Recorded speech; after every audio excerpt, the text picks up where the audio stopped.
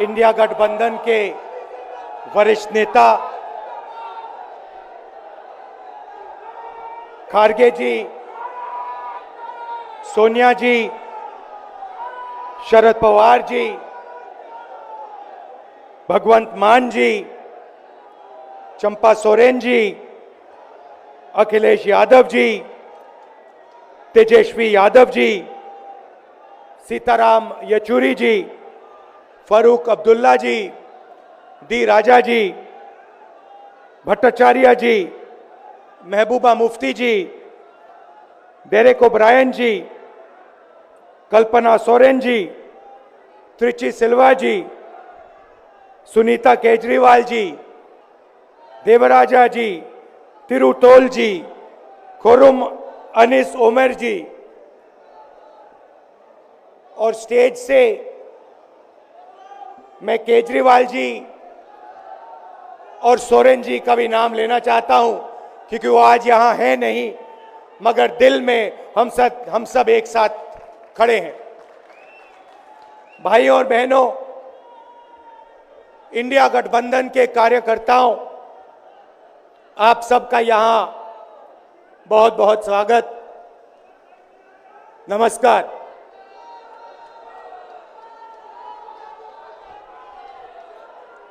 आजकल आईपीएल के मैच चल रहे हैं, देखते हो आप लोग। मैच फिक्सिंग शब्द सुना है आपने? सुना है? जब बेईमानी से एम्पायर पर दबाव डालकर प्लेयर को खरीदकर कैप्टन को डराकर मैच जीता जाता है। क्रिकेट में उसको मैच फिक्सिंग कहा जाता है। हमारे सामने लोकसभा का चुनाव है। अंपायर किसने चुने? नरेंद्र मोदी ने। हमारी टीम में से मैच शुरू होने से पहले 2 खिलाड़ियों को अरेस्ट करके अंदर कर दिया। तो भाइयों और बहनों, ये जो चुनाव हो रहा है, नरेंद्र मोदी जी इस चुनाव में मैच फिक्सिंग करने की कोशिश कर रहे हैं। ये जो उनका 400 सीट का नारा है, ये बिना ईवीएम के, बिना मैच फिक्सिंग के, बिना सोशल मीडिया और प्रेस पर दबाव डालकर खरीदकर, ये 180 पार नहीं होने जा रहा है। सब मिलाकर आप देखिए, कांग्रेस पार्टी विपक्ष की सबसे बड़ी पार्टी है। हमारे सारे के सारे बैंक अकाउंट बंद कर दिए गए हैं। चुनाव के बीच में देश की सबसे बड़ी ऑपोजिशन की पार्टी के सारे अकाउंट बंद कर दिए। हमें कैंपेन चलाना है, हमें लोगों को प्रदेशों में भेजना है, पोस्टर लगवाने हैं। सारा का सारा जो हमारे रिसोर्सेज हैं, बैंक अकाउंट बंद कर दिए गए हैं। तो ये कैसा चुनाव हो रहा है? नेताओं को धमकाया जाता है, पैसे देकर सरकारों को गिराया जाता है, नेताओं को जेल में डाला जाता है। केजरीवाल जी को, सोरेन जी को ये पूरी की पूरी मैच फिक्सिंग करने की कोशिश की जा रही है।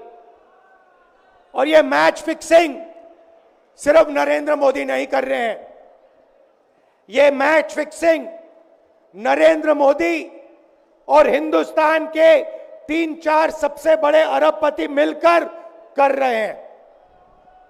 यह सच्चाई है। और यह मैच फिक्सिंग क्यों हो रही है? भाई और बहनों, इसका सिर्फ एक लक्ष्य है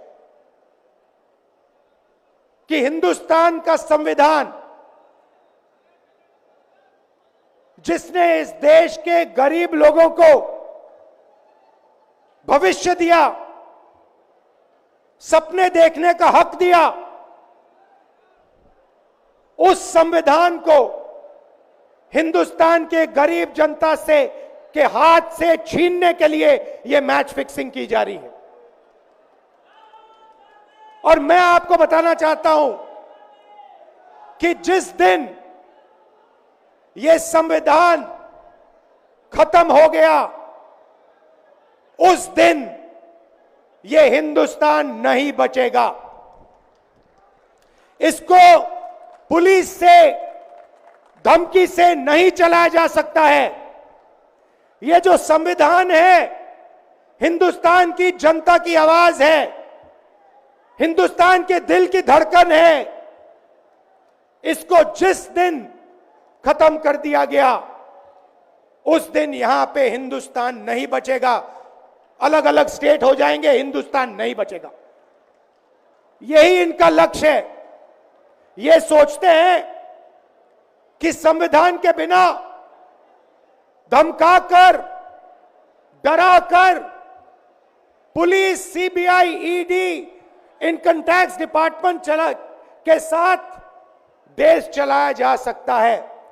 ये सोचते हैं मीडिया के बिना देश चलाया जा सकता है।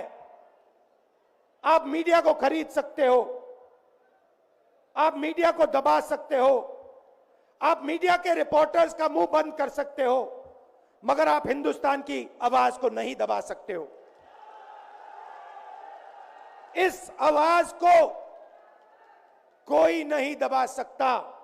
दुनिया में कोई ताकत नहीं है जो इस आवाज को दबा सकती है। भाइयों और बहनों, बीजेपी के एमपी ने कहा कि जैसे ही हम चुनाव जीतेंगे, मैच फिक्स करके 400 सीटें जीतेंगे, वैसे ही हम संविधान को बदल देंगे, संविधान को रद्द कर देंगे। यह ऐसे ही नहीं बोला गया। यह टेस्ट करने के लिए, आइडिया टेस्ट करने के लिए बीजेपी के एमपी ने बोला है। यह लड़ाई संविधान को बचाने की लड़ाई है। जैसे अखिलेश जी ने कहा, संविधान चला जाएगा, गरीबों के हक चले जाएंगे, आरक्षण चला जाएगा, और जो आपका धन है, गरीबों का धन है, किसानों का धन है, मजदूरों का धन है, वो 5-6 लोगों के हाथ में चला जाएगा। नोटबंदी की, जीएसटी लागू किया। मुझे बताइए, जीएसटी से, नोटबंदी से किस गरीब व्यक्ति को फायदा हुआ? किस छोटे दुकानदार को फायदा हुआ? किस किसान को फायदा हुआ? किस बेरोजगार युवा को फायदा हुआ? किसी को नहीं। 40 साल से सबसे ज्यादा बेरोजगारी हिंदुस्तान में आज है। 1% लोगों के पास हिंदुस्तान का पूरा धन, 22 लोग हैं। जितना धन उतने उनके हाथ में है, उतना ही धन 70 करोड़ लोगों के हाथ में है। ये संविधान को क्यों मिटाना चाहते हैं? क्योंकि आपका धन जो है आपसे छीनना चाहते हैं। मैंने जाति जनगणना की बात की, किसानों के एमएसपी की बात की, युवाओं को रोजगार देने की बात की। यही देश के सामने सबसे बड़े मुद्दे हैं। मगर एक बात याद रखिए, अगर आप लोगों ने पूरे दम से वोट नहीं दिया, तो इनकी मैच फिक्सिंग कामयाब हो जाएगी। ये आप भूलिए मत। और जिस दिन मैच फिक्सिंग कामयाब हो गई, उस दिन आपका संविधान, हमारा संविधान खत्म हो जाएगा। जिस दिन संविधान खत्म हो गया, उस दिन हिंदुस्तान के दिल पर एक बहुत बड़ी चोट लगेगी। तो ये जो चुनाव है, ये चुनाव कोई मामूली चुनाव नहीं है। ये चुनाव हिंदुस्तान को बचाने का, संविधान को बचाने का, और जो गरीबों का हक है, किसानों का हक है, पिछड़े वर्गों का, दलितों का, आदिवासियों का, गरीब जनरल कास्ट के लोगों का हक है, उसको बचाने का हक है, उसको बचाने का चुनाव है। यह बात आप याद रखिए,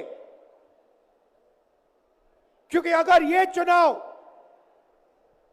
जहां मैच फिक्सिंग की जा रही है, वो पूरे देश को दिख रहा है, बीजेपी के लोग कह रहे हैं। कल में से एक व्यक्ति मिलने आया, मुझे कहता है मैं ट्रेन से आया, मेरे साथ बीजेपी के कार्यकर्ता बैठे थे, उन्होंने कहा कि कुछ ना कुछ गड़बड़ है। यह सच्चाई है। इलेक्शन कमीशन के लोगों को नरेंद्र मोदी जी ने बैठाया,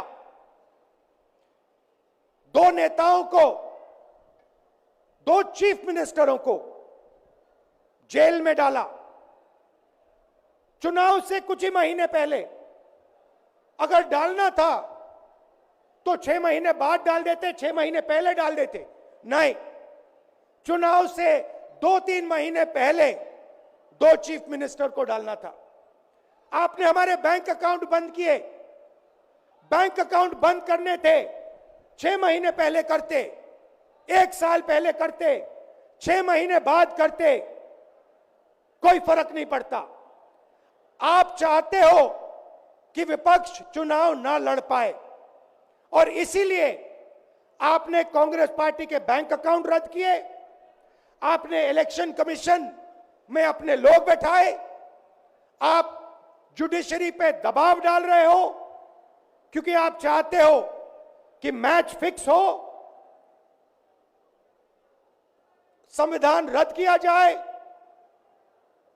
और आप सत्ता में रहो। मगर भाइयों और बहनों, मैं सच बोलता हूं, और मेरी बात आप अच्छी तरह सुन लो। अगर हिंदुस्तान में मैच फिक्सिंग का चुनाव बीजेपी जीते और उसके बाद संविधान को उन्होंने बदला,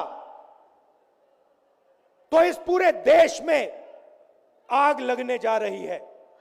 जो मैंने कहा, याद रखो, यह देश नहीं बचेगा।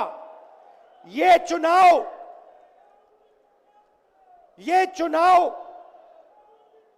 वोट वाला चुनाव नहीं है। यह चुनाव हिंदुस्तान को बचाने वाला चुनाव है, संविधान की रक्षा वाला चुनाव है। धन्यवाद। जय हिंद।